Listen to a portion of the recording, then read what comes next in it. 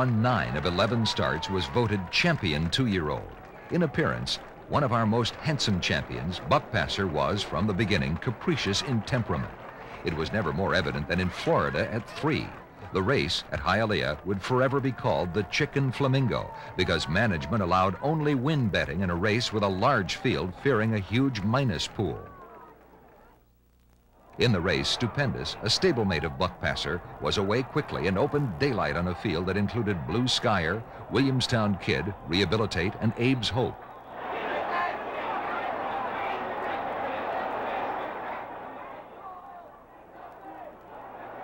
Buckpasser, under Bill Shoemaker, was always close to the pace, and at the turn for home fell into the lead as all the speed horses stopped.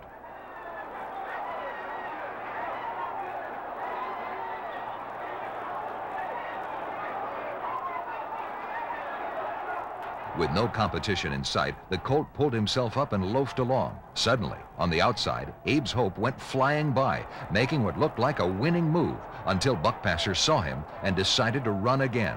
The result was breathtaking. A quarter crack would keep him out of the Triple Crown, but grew out by midsummer. As might be supposed, Buckpasser was difficult to train. When Winfrey retired, Ed Neloy took over, and his assistant, John Kempo, later to be famous as a trainer himself, took part of the Phipps stable west. At 4, Buckpasser had to be persuaded or tricked into working in the mornings, but he was very competitive. Baeza had said that Buckpasser would run down any horse he could see in front of him, and the tactics were to run relays of horses in the mornings at the big colt to ensure his interest.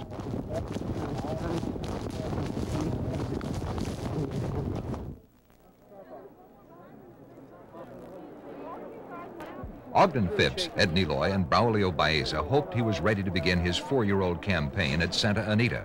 The race chosen was the 7-furlong Malibu Stakes, first of a series which would lead to the Rich Strub Stakes and Santa Anita Handicap. There they go. King's Favorite, time to the front. Imperial Silk is second. Dren is third. Fleet Shoe is fourth. Yonder is fifth. Tinsley and Hill Clown. At the quarter, King's Favor on the rail in front by a head. Fleet Host on the outside is second, 2.5 lengths. Hill Clown is third. A half length. Tinsley is fourth. A length and 1/2. Drin is fifth. 3/4 of a length. Fleet Shoe. Buckpasser moving on the rail. At the half-mile post is King's Favor in front by 3/4 of a length.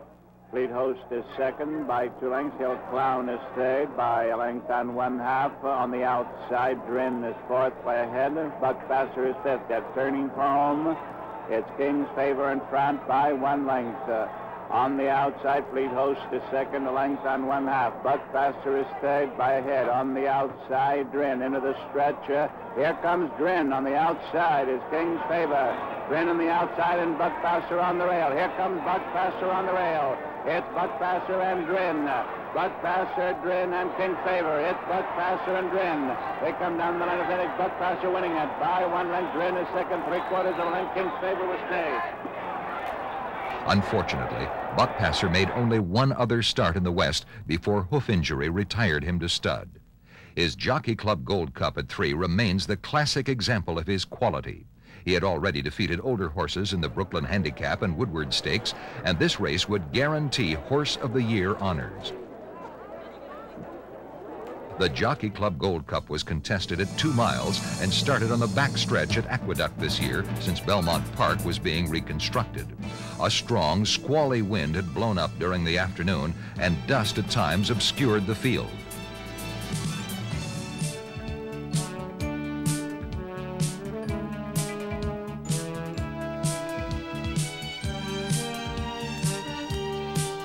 Past the stands the first time, the proven stayer Niarchos was on the lead, with Poker beginning to fade, Amberoid, and Buckpasser fourth under a tight hold.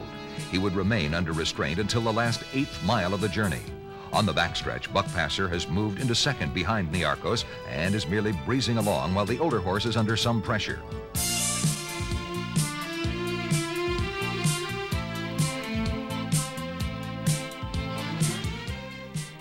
Baeza has no intention of opening a lead.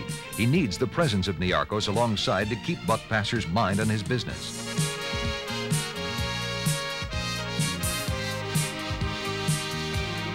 Niarchos would later win the important San Juan Capistrano at 1 3/4 miles on 2 occasions, so is a horse of some quality. But Buckpasser is pulling Baeza past while the jockey checks for possible competition from behind. Finally, Baeza allows his colt to run and his stride lengthens perceptibly. The impressive romp is over. Buckpasser won 13 of his 14 starts at 3, displaying intense speed by setting a new world's record for the mile in Chicago, and was unanimous choice as Horse of the Year in 1966.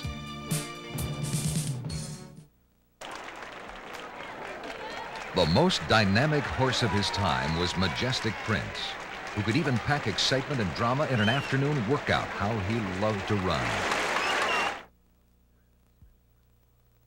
Bred at Spendthrift Farm in Kentucky, Majestic Prince was a son of the undefeated but unlucky stallion Raise a Native, who was retired at 2 due to an injury. His sire, Native Dancer, lost but 1 race, and Majestic Prince would emulate his grandsire. Thus, 3 generations with but 2 defeats. In the 1967 Keeneland Summer Sale, the striking chestnut colt was consigned by his breeder Leslie Combs. Canadian Frank McMahon and his trainer, Hall of Fame jockey John Longden, had decided to buy the colt with cost being no object. $250,000 and how do you want it? Well, I thank you very much and God bless you. At $250,000 and... The $250,000 was then a world record for a yearling. For his basic education, the colt, named Majestic Prince, was shipped to Longden at Santa Anita. Training a thoroughbred is an early morning, 7-day-a-week task. The horse is an athlete, and he must be legged up gradually until enough stamina is developed to finally test his speed. For Longden, it was a labor of love.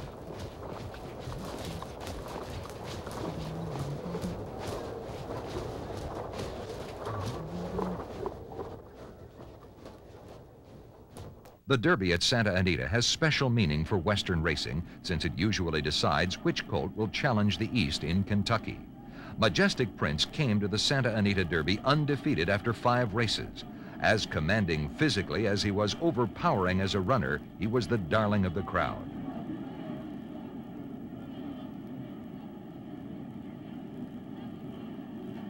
Jockey Bill Hartack, noted for being an astute, intelligent horseman, was picked to ride Majestic Prince.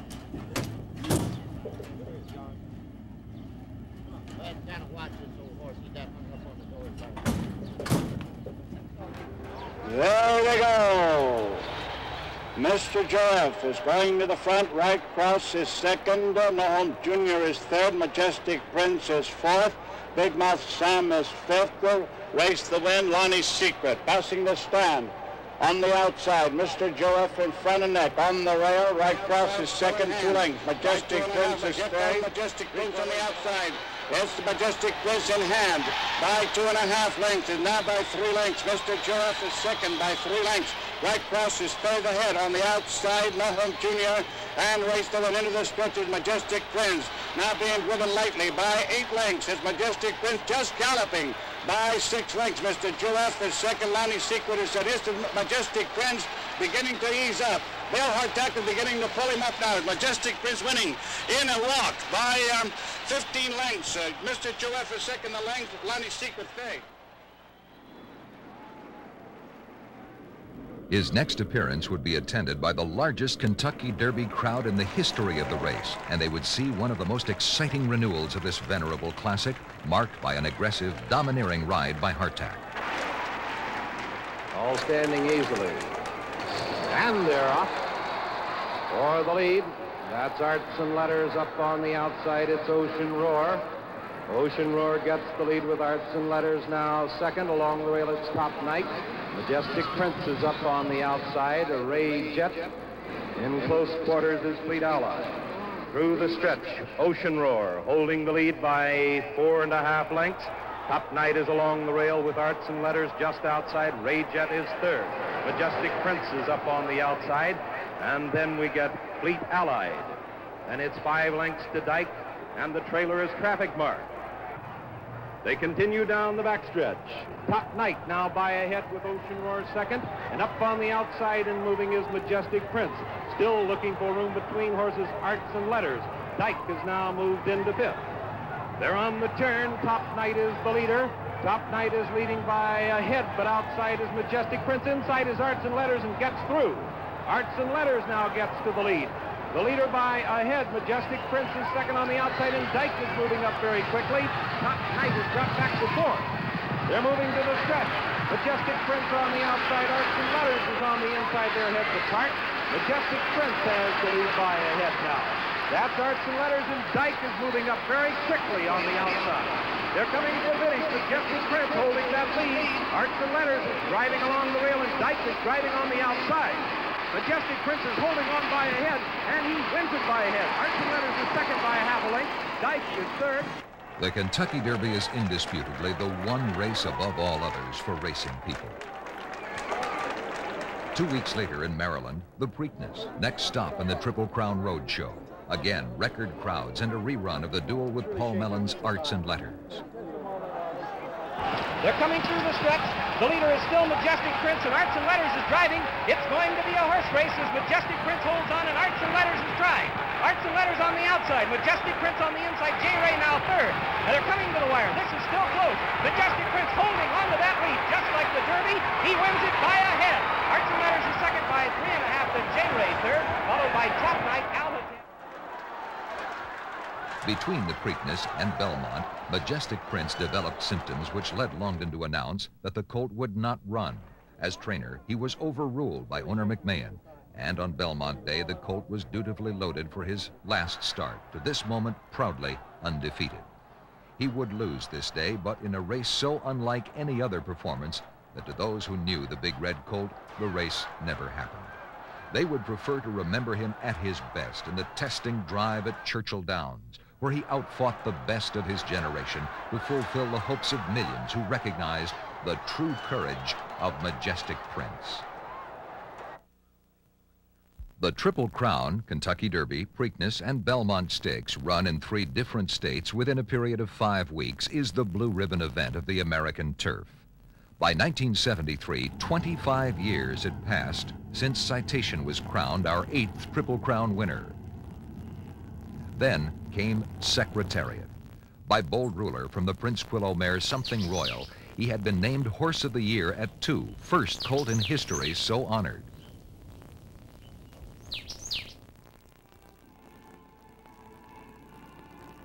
On Derby Day 1973, Secretariat topped a fine group of colts that included Sham, Our Native, and a to-be-great Forgo.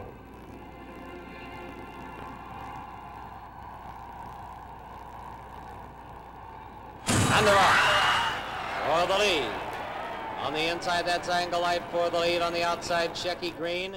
Royal and Regal, then on the rail, it's Restless Into Jet, the first turn, although Sham was in excellent position, Secretariat was last. They're by the stands for the first time. Shecky Green challenging his Sham, and he's now got a head in front. Now Shecky Green responds to the challenge, and those two are heads apart. Royal and Regal is third and holding on. Goldback drops back. Secretariat is fourth and moving up on the outside and is now third and moving at the leaders as they come for the head of the stretch. They're at the head of the stretch, and Sham is the leader. He leads it by a length. Secretariat is in the center of the racetrack and driving. Shecky Green now drops back. Coming on a bit is Forgo, Our Native on the outside. Now and then the stretch, it's Secretariat. Secretariat on the outside to take the lead. Sham holding in second. It's Secretariat moving away. He has it by 2.5. Running each quarter faster than the one before, Secretariat smashed Northern Dancer's record by 3 lengths, 1:59 2/5. By Preakness time, 2 weeks later, owner Mrs. Penny Tweedy, trainer Lucian Lauren, and jockey Ron Turcotte were celebrities, and Secretariat drew the largest crowd in history to Pimlico, a crowd which would break through and line the inner rail dangerously during the stretch run. In moving across the track, the crowd somehow damaged the electric timing device, and the running time of this Preakness would be forever in doubt. The least bothered was Secretariat, who would soon run one of the most electrifying races in Preakness history. And they're off for the early lead. That's Deadly Dream on the outside, Ecole Taj. Then it's also Torsion on the outside. They're coming by us. It's Ecole Taj getting it, and he's moving away by about 2.5 as they pass the stands. Settling into second, Torsion. Sham has good position, third on the rail. It's another 3 lengths back, Deadly Dream. Then our native and Secretariat is last again as they move into the first turn. They're into the turn. Ecole Taj has it by 2 lengths. Torsion second by a length, and then Sham third. Sham under an easy hold right now, but here comes Secretariat. He's moving fast, and he's going to the outside. He's going for the lead, and it's right now he's looking for it. Ronnie Turcotte sends him alongside Ecole Taj. Here we have it. Ecole Taj is the leader, but Secretariat is right alongside. Then still further back, that is Sham now going to the outside in third. They're on the turn, and here's the race, folks. Secretariat trying to hold it, and Sham is driving to get him. Head of the stretch, Secretariat 2.5. Sham under a strong left-handed whip, and he's making his run now, but it's still Secretariat holding on. Secretariat by 2 lengths. Sham driving second. There's a strong left-handed whip again by Pinkai. He goes to it time and time again, but Ronnie Turcotte has his whip put away, and Secretariat has him put away. He's beginning to draw away. It is Secretariat. He's coming to the wire. He wins it by 2.5, almost 3. Sham an easy second, our native third. Ecole Taj fourth. Deadly. By Belmont time, 3 weeks later, Secretariat fever had become near hysteria in New York. The color and charisma of Majestic Prince, the size and symmetry of Man of War, an immense chest and tremendous drive all his own, all joined with a perfect temperament to make Secretariat the focus of the racing world.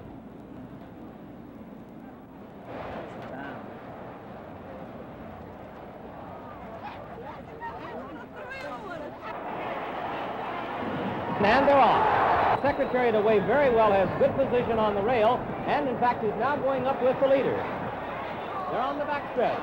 It's almost a match race now. Secretariat's on the inside, by a head. Sham is on the outside. For the turn, it's Secretariat. It looks like he's opening. The lead is increasing.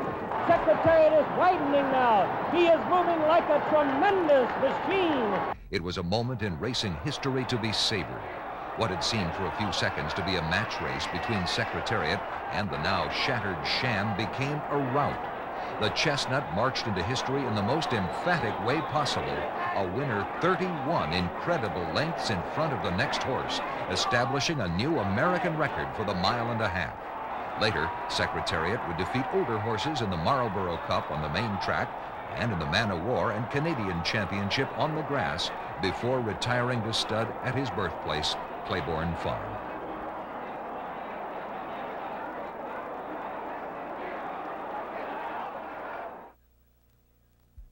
And then there was Silky Sullivan.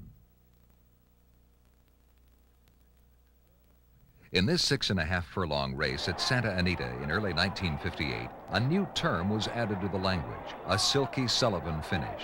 Silky ran his races upside down, taking himself back at the start, in this case as much as 41 lengths behind the leaders, then making a tremendous stretch run.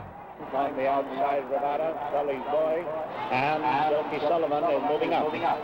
Turning for home is Music Man Fox in front by 1 length. Hook the Ven is second by a length and 1/2. Ravada there to have length. Sully's boy is fourth. And fire alarm. Silky Sullivan on the outside. Silky Sullivan is now fourth. Silky Sullivan is third. Here comes Silky Sullivan on the outside. Unfortunately, Silky was not a champion. He was an artist's conception of how a thoroughbred should look, a handsome, muscular, bright as a penny magazine illustration. His girth demanded a custom surcingle. At a bit over 16 hands, he weighed but 1,000 pounds early in his career, but consumed 12 to 15 quarts of oats every day and ballooned to 1,200 pounds before the Kentucky Derby.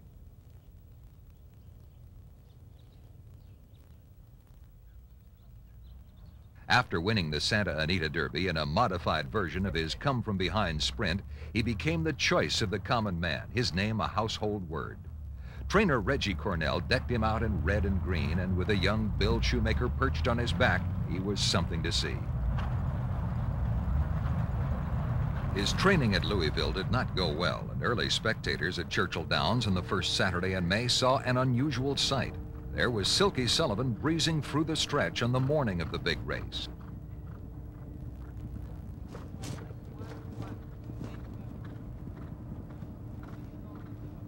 Going to the paddock on Derby Day, Silky captured the imagination and suggested the impossible dream for millions of innocents. Hard-headed professionals knew that Calumet had a colt named Tim Tam in the race.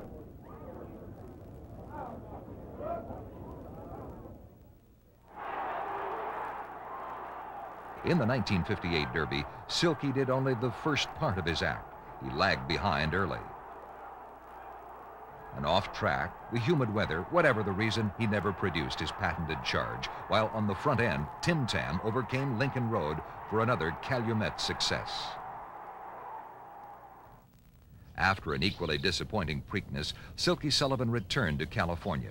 He never regained his early 3-year-old form. His size made training and soundness a problem, and he was retired to stud, producing a few sturdy runners, but nothing with his style. So much a part of folklore had he become that many years after retirement, he made guest appearances at Santa Anita, usually on St. Patrick's Day or Derby Day, and seemed as happy to be back as were the appreciative patrons. Indeed, at 20, he seemed remarkably fit and full of himself as he once again pranced on the course where he'd made his reputation.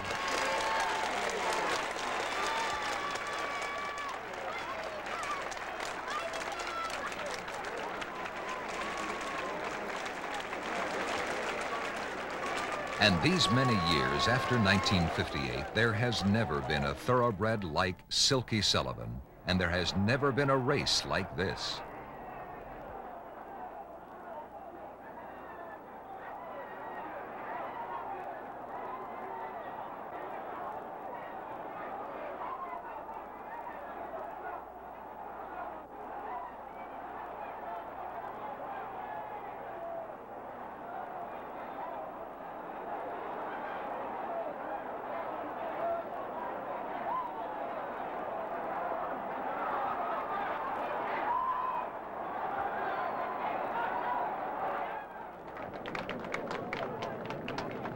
This has been a look at some of our thoroughbred heroes during the quarter century from Citation to Secretariat.